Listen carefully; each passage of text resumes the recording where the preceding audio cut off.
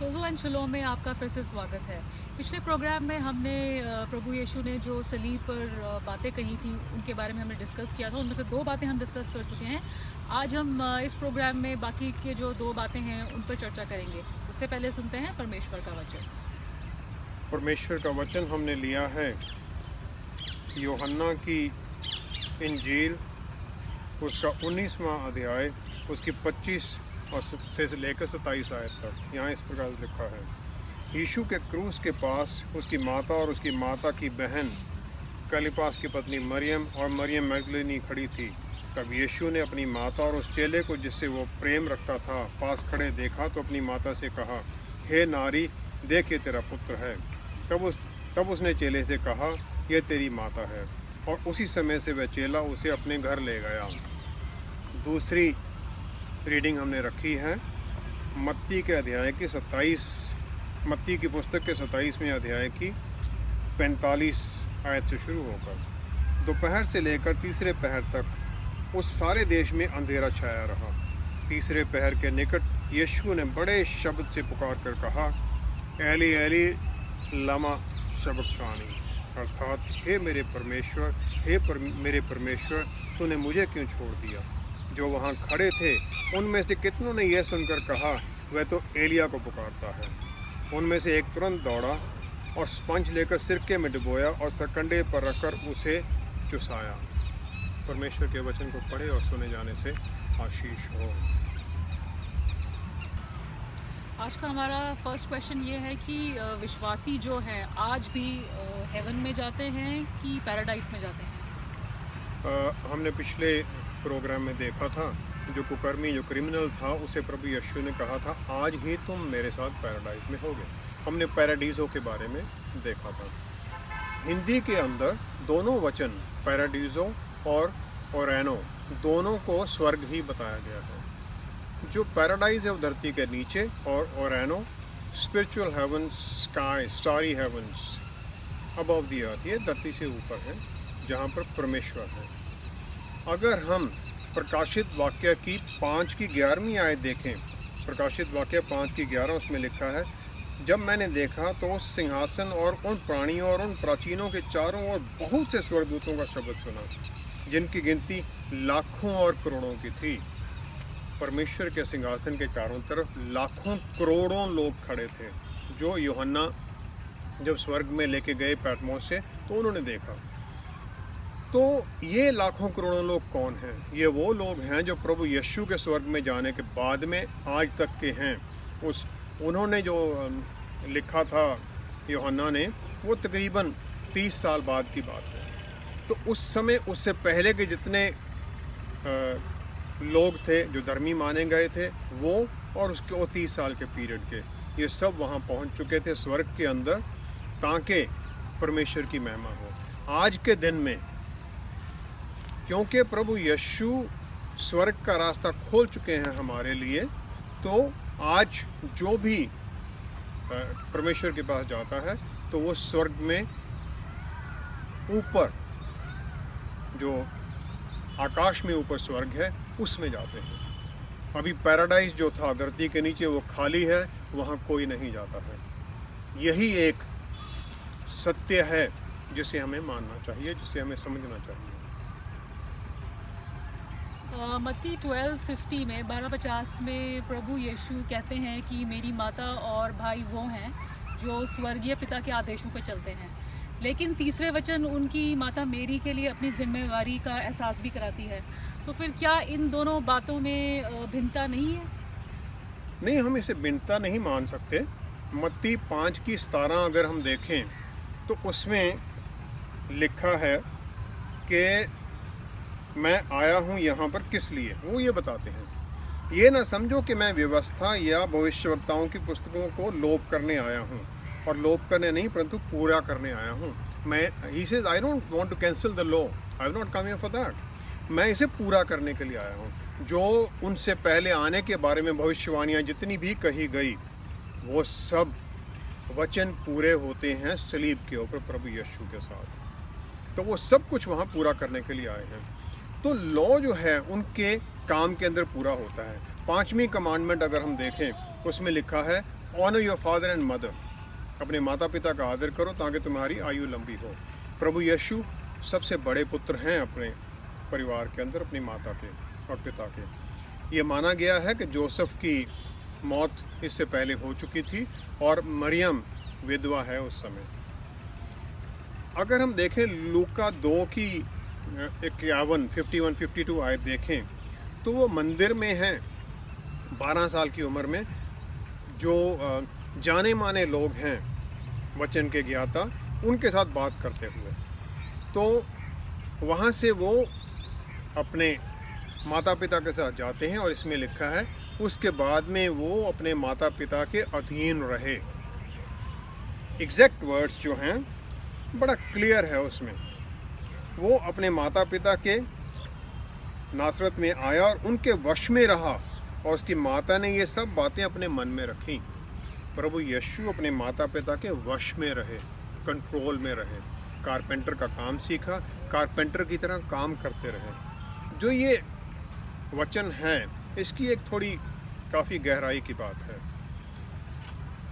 मरियम को गैब्रियल जो मैसेज देते हैं, चुना गया है तुम्हें, वो कहते हैं, और गैब्रियल ये बताते हैं कि जो आ रहा है वो राजाओं का राजा है, दाऊद की लीनियज से है, दाऊद की संतान उसके संतान से है वो, तो उसके संतान के होने के कारण वो राजा है।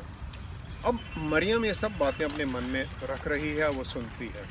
वो लूका 2 की 35 में देखते हैं, वो 8वें दिन मंदिर में लेके जाते हैं प्रभु यीशु को। वहाँ सिमियोन है। सिमियोन कहता है कि मैंने पिता परमेश्वर आपकी मुक्ति देख ली है, मुक्ति का रास्ता देख लिया है, अब चाहे मुझे आप बुला लें। लेकिन वो 40वीं आयत में, लूका 2 की 40 में कहता है कि वो मरियम को कह रहा है, वरन तेरा प्राण भी तलवार से वार पर छिद जाएगा, इससे बहुत हृदयों के विचार प्रकट होंगे। A sword will pierce your heart। अब मरियम ने वो सब बातें देखी हैं, सिमियोन की ये बात भी उसने सुनी है। मैजाई आते हैं, इससे वर्शिप करते हैं, सोना, मायर, फ्रैंकिनसेंस वो देते हैं, प्रभु यीशु के सामने रखते हैं। और उससे पहले बेथलेहम के अंदर जब प्रभु यीशु पैदा होते हैं तो शेफर्ड्स आते हैं, वो बताते हैं हमें स्वर्गदूतों ने बताया, खुशी मनाते हैं वो। अब मरियम ये भी देखती है कि हेरोड का हुक्म पास हो जाता है कि 2 साल से कम उम्र वाले जो बच्चे हैं उनको मार दिया जाए। वो भागते हैं इजिप्ट बचने के लिए। तो लूका 4 की 14 में वापस आ जाते हैं। अभी प्रभु की मिनिस्ट्री शुरू हो गई है, तो उनकी जो फेम है वो चारों तरफ फैल रही है, उनकी महिमा, लोगों को पता चल रहा है कि प्रभु ये सब कुछ कर रहे हैं। और लूका 4 की 29 के अंदर वो नाजरत के अंदर प्रचार करते हैं। नाजरत उनका अपना शहर है, लेकिन लोग उनसे नाराज़ हो जाते हैं और उन्हें पहाड़ी के किनारे पर ले जाते हैं मारने के लिए, ताकि उनको नीचे फेंक सकें। ये सब बातें मरियम सुन रही है, जान रही है, देख रही है। यूहन्ना 6 की 15 के अंदर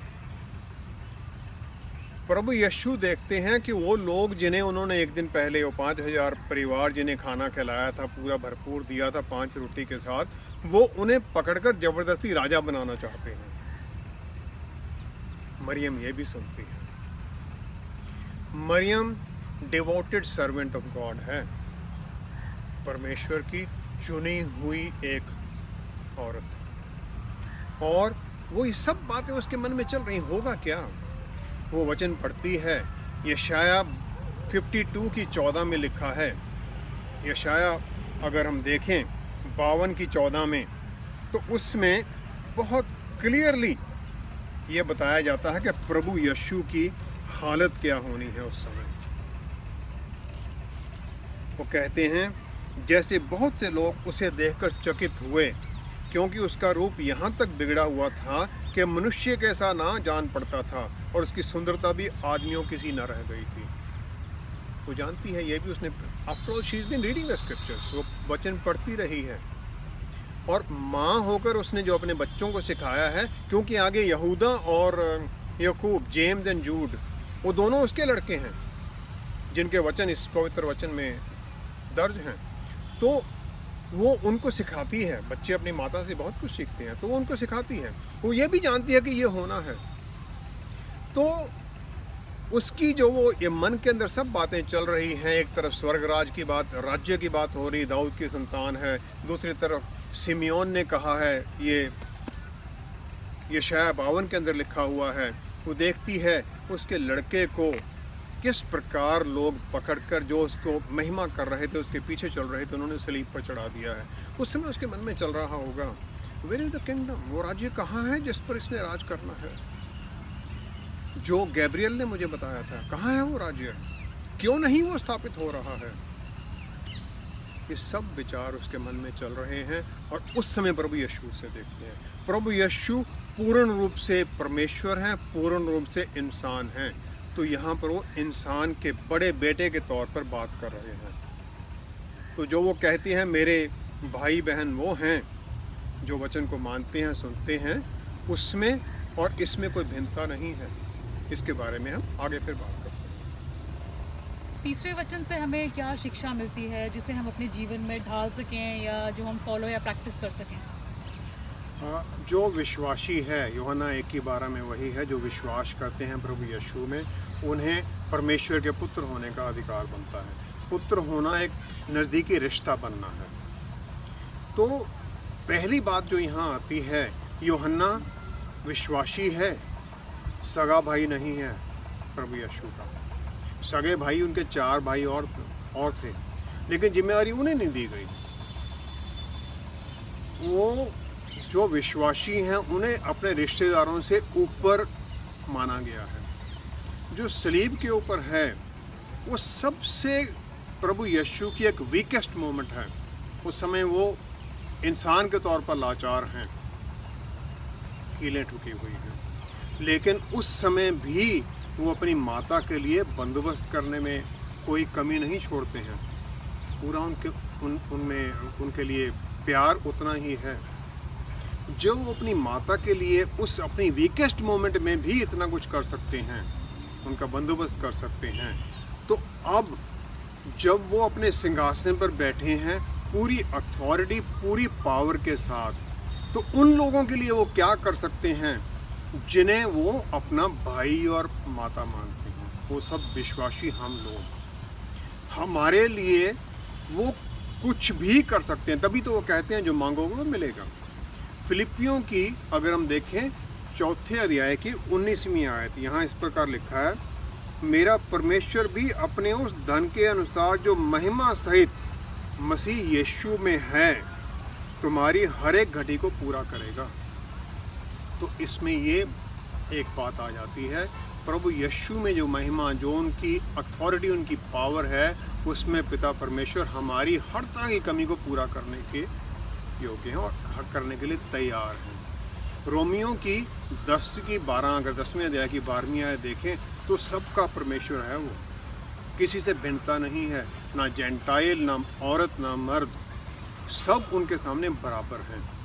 तो हम जो विश्वासी हैं, हमें सलीब के इस वचन से ये एक सुरक्षा मिल जाती है, एक एश्योरेंस मिल जाती है कि वो हमें अपनी माता पिता से प्रेफर्ड मानकर हमारे लिए कुछ भी करने के लिए तैयार है, हमारी हर तरह की आशीष देने के लिए तैयार है। तीसरी बात आ जाती है, जॉन, यूहन्ना को अपने भाइयों से ऊपर माना गया है। तो भाई जो यूहन्ना है वो चर्च का हिस्सा है। चर्च क्या है? चर्च है बॉडी ऑफ क्राइस्ट। बिलीवर्स जो हैं वो चर्च हैं, हम सब चर्च हैं उस प्रभु यीशु के। तो चर्च को जिम्मेवारी दी गई अपनी माता की। तो इससे 2 बातें निकल आती हैं। पहला ये है, चर्च की जिम्मेवारी बन जाती है, जो उसके मेंबर हैं, जो बिलीवर्स हैं, उनकी एक जिम्मेवारी बन जाती है कि जो उनके साथ वाले विश्वासी हैं उनकी मदद करने के लिए तैयार रहें। पहली बात तो ये आ जाती है। दूसरी ये हो जाती है, जो कमज़ोरी में हैं, जो परेशानी में हैं, उनको भी ये यकीन हो जाता है कि चर्च उनकी मदद करेगा। पौलुस कहते हैं, जब तकलीफ में हो तो भाइयों को बुलाओ, विश्वासियों को बुलाओ, तुम्हारे लिए प्रार्थना करेंगे। तो प्रार्थना में बहुत ताकत है। याकूब कहते हैं विश्वास कामों के बिना मुर्दा है।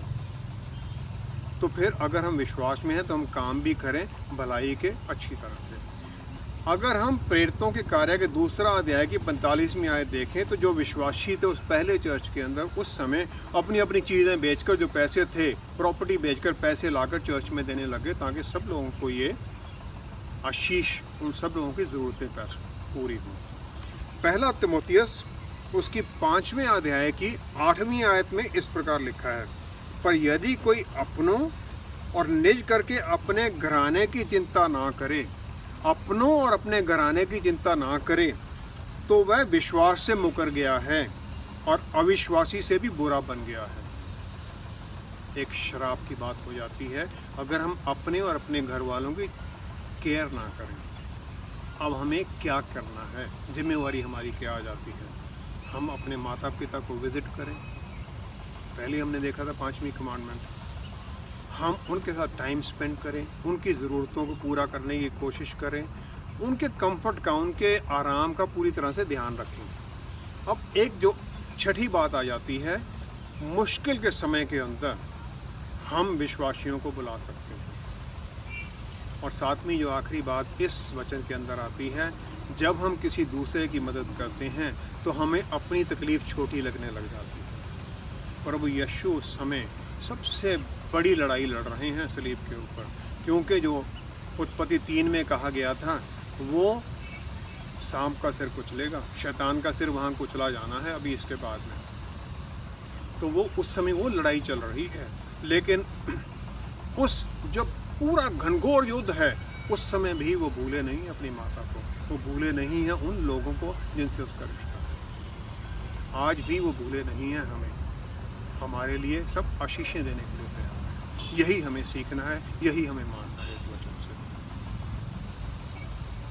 इलोय इलोय लमा सबक्तानी। प्रभु यीशु की इस बात को यहूदी लोग क्यों नहीं समझ पाए?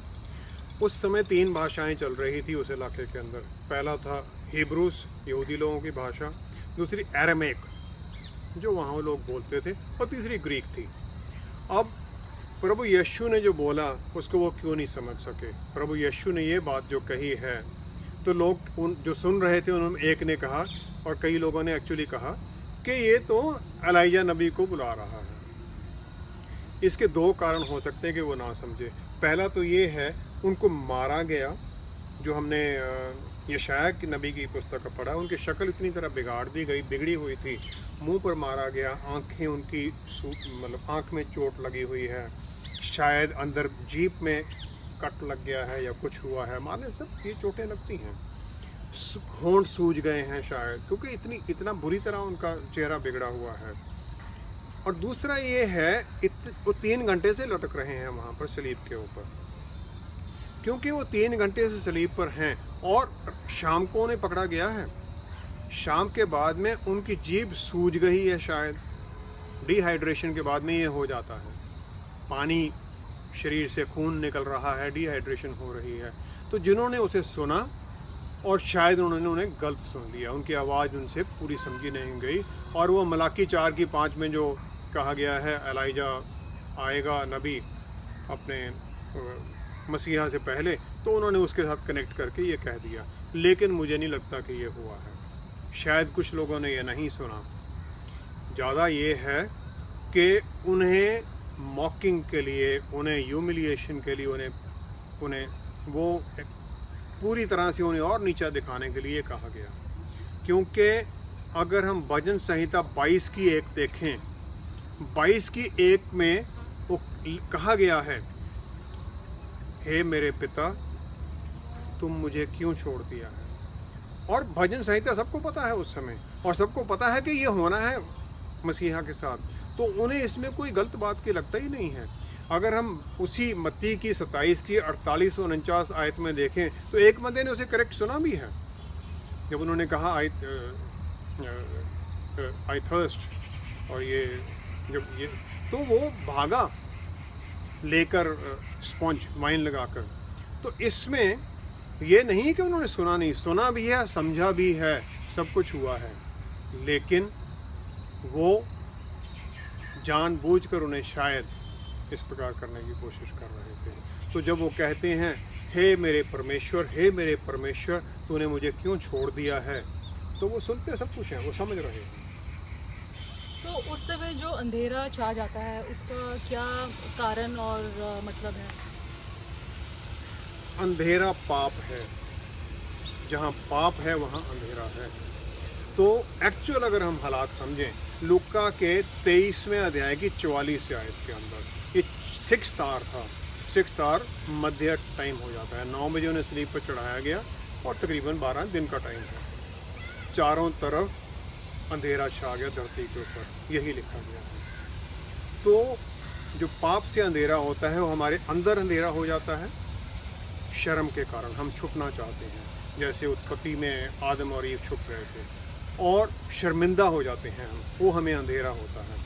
लूका 22 की 53 अगर हम देखें, 22 की 53 के अंदर वो प्रभु यीशु उसमें कहते हैं, जब मैं मंदिर में हर दिन तुम्हारे साथ था तो तुमने मुझ पर हाथ ना डाला, पर यह तुम्हारी घड़ी है और अंधकार का अधिकार है। ये तुम्हारा समय है, ये अंधेरे का अधिकार है। अंधेरा, मॉरल डार्कनेस उस समय छा चुकी थी यरूशलेम के अंदर, यहूदियों के अंदर जो उनके लीडर्स थे। जोएल 2 का 31 और एमोस 8वें अध्याय की 9वीं और 10वीं आयत में कहा गया है, दोपहर के समय अंधेरा हो जाएगा। ये मुझे नहीं पता है कि ये दोबारा प्रभु यीशु के सेकंड कमिंग के बारे में है, इसके बारे में है, लेकिन वो इसी तरह के अंधेरे के बारे में बात करते हैं। यशायाह 13 की 10 और 11वीं आयत में भी लिखा है, सूरज, चांद और तारे अपनी रोशनी देनी बंद कर देंगे और चारों तरफ अंधेरा हो जाएगा। और ये परमेश्वर के क्रोध की बात, पिता परमेश्वर के क्रोध की बात होगी। पिता परमेश्वर की ये क्रोध की बात है, कैसा है ये हम सभी पवित्र आत्मा से सीख सकते हैं। निर्गमन के 10वें अध्याय के अंदर 21 और 22वीं आयत में परमेश्वर मूसा से कहते हैं, इजिप्ट के अंदर इतना अंधेरा होगा, अ darkness that could be felt. अंधेरे को हम फील कैसे कर सकते हैं? इमेजिन करें कि चारों तरफ कोई लाइट ही नहीं है, कहीं पर भी कोई सूरज चांद कुछ भी नहीं है, इतना ज़्यादा घोर अंधेरा है कि कुछ भी नहीं दिखा रहा है। लेकिन परमेश्वर कंट्रोल में है। परमेश्वर का कंट्रोल, उनकी जो आशीषित लोग हैं उनके ऊपर अंधेरा, उनके ऊपर ये टेस्ट आता है। अय्यूब का पहला अध्याय उसकी 8वीं आयत और दूसरा अध्याय उसकी 3री आयत, जोब जो भजन संहिता से पहले है, उसमें परमेश्वर कहते हैं शैतान से, तुम जानता है अय्यूब को, वो मेरा सर्वेंट है, a perfect and right man, perfect बंदा उसे कहते हैं वो। और मत्ती 3 की 17 में जब प्रभु यीशु का बपतिस्मा होता है तो परमेश्वर वही कहते हैं, दिस इज माई बिलवड सन इन हुम आई एम वेल प्लीज्ड। अय्यूब को कहा गया था शैतान को मेरा परफेक्ट बंदा है, और अय्यूब का सब कुछ छिन गया, आइसोलेट हो गया, उसके साथ कोई भी नहीं था। पत्नी भी कहती है उसके प्यार में दुख को देखकर, क्यों नहीं तू मर जाता। दोस्त उसके पर लांछन लगा रहे हैं। यहाँ परमेश्वर का पुत्र भी उसी प्रकार अकेला है और हर तरह से अकेले छोड़ दिए गए हैं। जो निर्गमन 14 की 19 और 20 में हम देखते हैं, पिलर ऑफ क्लाउड है। वो एक पिलर है जिसके अंदर की तरफ जहाँ यहूदियों की तरफ रोशनी है, बाहर की तरफ जहाँ इजिप्शियंस हैं उस तरफ अंधेरा है। ये पिलर ऑफ क्लाउड जो है, ये इस समय उस प्रभु यीशु के ऊपर आ गया है। पिलर ऑफ क्लाउड लेकिन उल्ट गया है। उल्ट कैसे गया है? ये जो प्रभु का पुत्र है वो जीवन की ज्योति है। जीवन की ज्योति के ऊपर अंधेरा आ गया है। हमारा अंधेरा, हमारे पाप की बातें उसके ऊपर चली गई हैं। हमारा सारा पाप उन पर डाल दिया गया है, और उस पाप के अंधेरे के अंदर वो अकेले हैं इस समय सलीब के ऊपर। अंधेरा उनके ऊपर है, रोशनी हमारी तरफ हो गई है उस समय। और उस आइसोलेशन के अंदर वो पुकारते हैं, ऐ मेरे परमेश्वर। वो पुत्र अपने पिता को नहीं बुला रहा है, वो एक इंसान, जो आदमी जो हम लोगों के पाप को ऊपर ले रहा है, वो अपने परमेश्वर की जो इच्छा पूरी कर रहा है, अपने परमेश्वर को पुकारता है। हमारे पुराने पास्ट के, प्रेजेंट के, फ्यूचर के जितने पाप हैं हम सब लोगों के, पूरी दुनिया के, वो उस पर डाले गए। हमारा जो अंधेरा था उस पर ट्रांसफ़र कर दिया गया। तो वो अंधेरे की, उस समय अंधेरे और रोशनी की लड़ाई है, और उसके अंदर वो अकेला है। उस समय वो पुकारते हैं कि ऐ मेरे परमेश्वर, तूने मुझे क्यों छोड़ दिया। क्योंकि परमेश्वर न्यायी है, और न्यायी परमेश्वर पाप के साथ नहीं जुड़ सकता है। हमारे पाप उस पर डाले हुए हैं, अंधेरा उसके ऊपर है, परमेश्वर उससे अलग है। चौथी बात में प्रभु यीशु का ऊंचे स्वर में बोलना, क्या परमेश्वर को एक शिकायत है? ये शिकायत नहीं है। वो he is not crying against God, परमेश्वर के अगेंस्ट नहीं है, वो परमेश्वर को पुकार है, वो उनको पुकार रहे हैं, ऐ मेरे परमेश्वर, तूने मुझे क्यों छोड़ दिया। लैम ऑफ गॉड, जो परमेश्वर का मेमना है, वो सेक्रीफाइस हो रहा है, और वो बुलाते हैं। वो फुली ह्यूमन है। जो परमेश्वर पिता है उससे वो नहीं है, पिता से नहीं बात कर रहा है उसका बेटा, इंसान अपने परमेश्वर से बात कर रहा है। जो ऊंचे स्वर में बोलना है, वहाँ पर ग्रीक वर्ड है बोआओ, BOAO। इसका मतलब है distress call, intense deep feeling, loud cry, emotionally charge cry, emotionally charge anguish. बहुत तकलीफ की, पेन की जो उस समय की बात है। ये जो वर्ड है ये इस्तेमाल किया गया है लूका 18 की 38 के अंदर। पुकार, इंटेंस पुकार है। जो ब्लाइंड मैन है वो पुकारता है प्रभु यीशु को, ऐ दाऊद के पुत्र मेरी सहायता कर। इंटेंस पुकार है। और प्रेरितों के कार्य 8वें अध्याय की 7वीं आयत में जब इविल स्पिरिट छोड़ती हैं उस पकड़े हुए इंसान को, तो वो भी पूरी डिस्ट्रेस, चिल्लाकर भागती हैं, वो छोड़ती हैं उसे। तो उस समय वो भी, उनकी भी पुकार एक डिस्ट्रेस की कॉल है। इससे हम सीखते क्या है? माय गॉड, मेरे परमेश्वर डबल कॉल है। एक बार ही क्यों नहीं उन्होंने कह दिया कि मेरे परमेश्वर, 2 बार इसलिए है कि वो कहते हैं, ये सिखाते हैं हमें कि चाहे हमें ऐसा लगे कि हम बिल्कुल अंधेरे में हैं, अकेले हैं, कोई हमारे साथ है ही नहीं, ये भी लगे कि परमेश्वर तो हमारी बात सुन ही नहीं रहे हैं। हमें बहुत ऐसी कॉल्स आती हैं कि हम प्रार्थना करते हैं कि उत्तर नहीं मिलता है। ये वचन ये सिखाता है कि कैसा भी हालत हो, परमेश्वर हमारे साथ है, हम उससे जुड़े रहें। मेरी उसके साथ जो लिंक है वो बना रहा। प्रभु यीशु कहते हैं, मुझे चाहे कुछ भी लगे, मैं आपके साथ हूँ। मेरा विश्वास बना रहे, चाहे ये लगे कि कुछ भी परेशानी है। यशायाह 59 के 2 में लिखा है, रिपेंट, कन्फेस, अपने जो पाप हैं उनकी तौबा करो, माफ़ी मांगो, अदरवाइज परमेश्वर नहीं सुनेगा। सिन, जो पाप है, हमें परमेश्वर से अलग कर देता है। हम जब उसकी माफ़ी मांग लेते हैं तब वो हमें दोबारा परमेश्वर के सामने आने की आशीष मिलती है। ये जो वचन है ये इब्रानियों की 13 की 5 में जो है, उससे ये प्रभु यीशु वो उसको पूरा करते हैं। मुझे अकेला रहना पड़ा, लेकिन मैं तुम्हें ये वादा करता हूँ, ना मैं कभी तुम्हें छोड़ूंगा ना त्याग दूंगा। मैं तो अकेला हो गया, लेकिन मैं तुम्हें नहीं छोड़ूंगा। तो वो उस हालत के अंदर भी हम उसकी प्रेजेंस को माने और विश्वास में बने रहें, ताकि कोई भी स्थिति हो, कोई भी हालात हो, हम परमेश्वर के साथ अपने विश्वास में जुड़े रहें। यही ये वचन हमें सिखाता है। आइए हम प्रार्थना करें। पिता परमेश्वर, धन्यवाद है आपके बेटे के लिए, जिसने हर तरह की परेशानी में हम सब के लिए आशीषें दी हैं। सलीब के ऊपर अंधेरा उनको घेर रहा है, लेकिन वो हमें आशीषें दे रहे हैं। धन्यवाद है प्रभु यीशु, जितने लोग जुड़े हुए हैं प्रभु यीशु, आपकी आशीषें उनके साथ इसी प्रकार बनी रहें। जो हमें टेलीफोन कॉल जाते हैं आपकी गवाही के प्रभु यीशु, वो गवाहियाँ बनती रहें, आपकी आशीषों के चमत्कार होते रहें। आपके नाम को महिमा देते हैं पिता परमेश्वर, सब कुछ मांगते हैं प्रभु यीशु के पवित्र नाम। आमीन, आमीन, आमीन। हमारी पूरी टीम आपका फिर से धन्यवाद करती है आपके कॉल्स और ईमेल्स के लिए। हमारे साथ जुड़ने के लिए आपका बहुत बहुत धन्यवाद। अगले हफ्ते हम इसी टॉपिक पे जो बाकी की बातें रह गई हैं उस पर और कुछ जानेंगे। Thank you again for watching and see you next week. शलोम।